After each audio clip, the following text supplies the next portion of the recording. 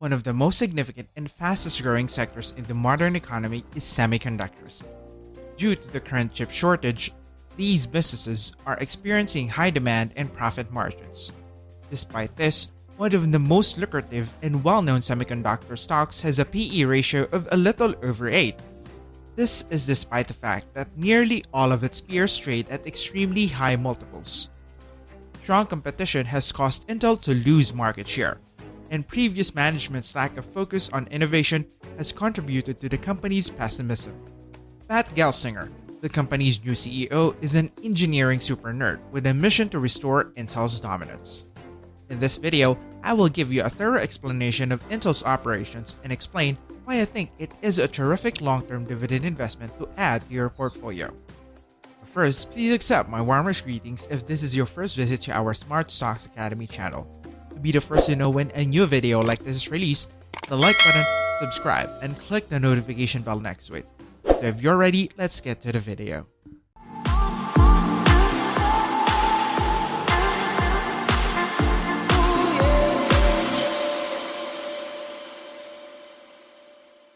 The Client Computing Group is Intel's largest commercial segment. This comprises processors for a variety of PC configurations, including desktops, laptops, 2-in-1s, and mobile computing. They've also expanded into the areas including connection, graphics, and memory. As of 2021, this segment accounts for 40.51% of Intel's revenue. Over the last 5 years, it has steadily increased revenue and is a major source of Intel's intellectual property, manufacturing scale, and cash flow. The Data Center Group is Intel's second largest business segment. This seeks to meet the growing demand for cloud computing by creating workload-optimized computing, storage, and networking platforms. The Intel Xeon scalable processor for the data center, Intel Optane DC persistent memory, 800 series Ethernet adapters, and other products are part of the portfolio.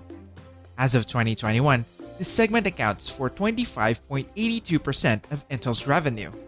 It is a faster growing segment than Intel's Client Computing Group.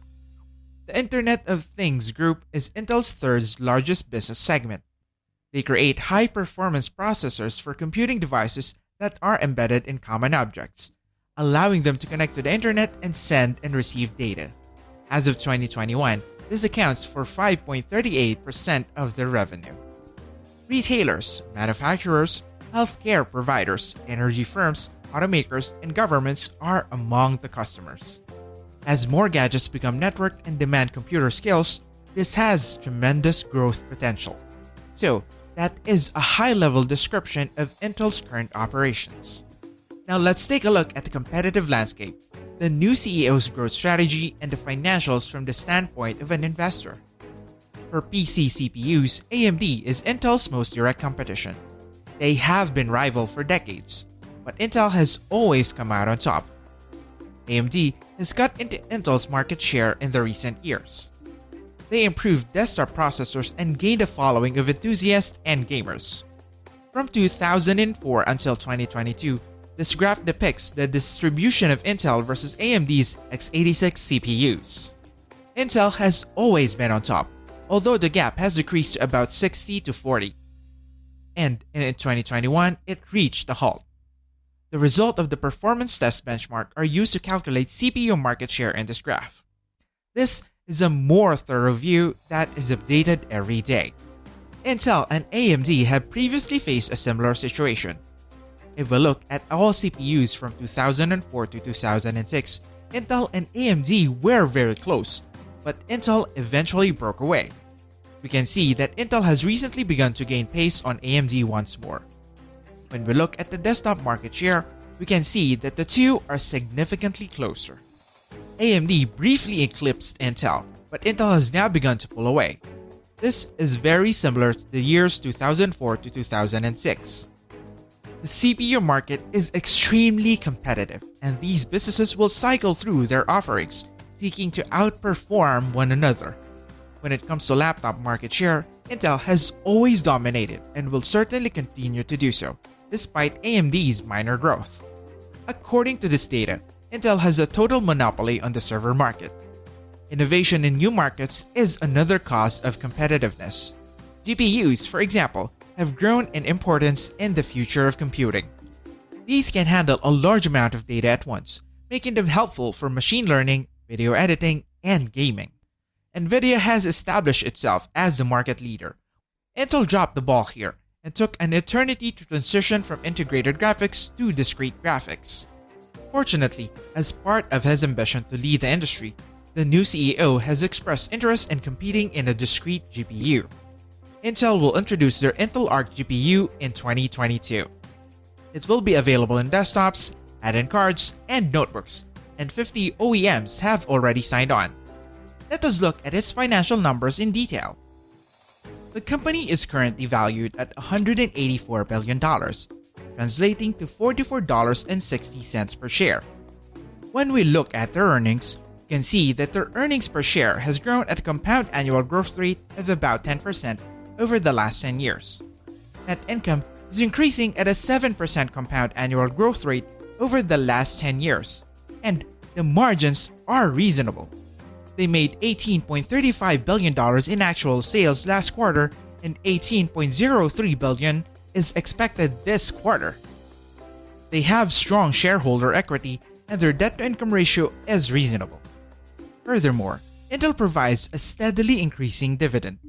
The dividend has grown at a compound annual growth rate of 5.43% over the last 10 years, and they've been performing these annual raises for a while now.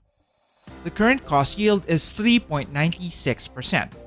Their payout ratio is 24%, and their free cash flow has outpaced their dividend. This indicates that the company is well positioned to increase its dividend in the future. Intel's financials appear to be generally positive. That being said, value is crucial. The company is valued at a PE ratio of slightly over 8, which is historically low, especially given the company's recent growth rates. So why is it so expensive? As I previously stated, the company is surrounded by negativity because it has been losing market share. Furthermore, all of this new investment and company strategy will reduce short-term profits.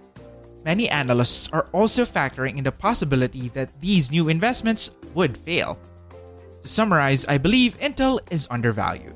The new management has a chance to restore its position as a semiconductor industry leader.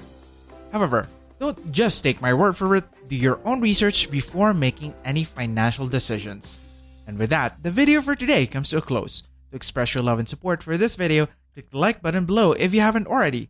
Also, subscribe to the channel by clicking the subscribe button below and turning on the notification bell right next to it to be the first to know when a new video like this is released. Thank you for taking the time to watch, and we hope you had a great time. We look forward to seeing you again soon.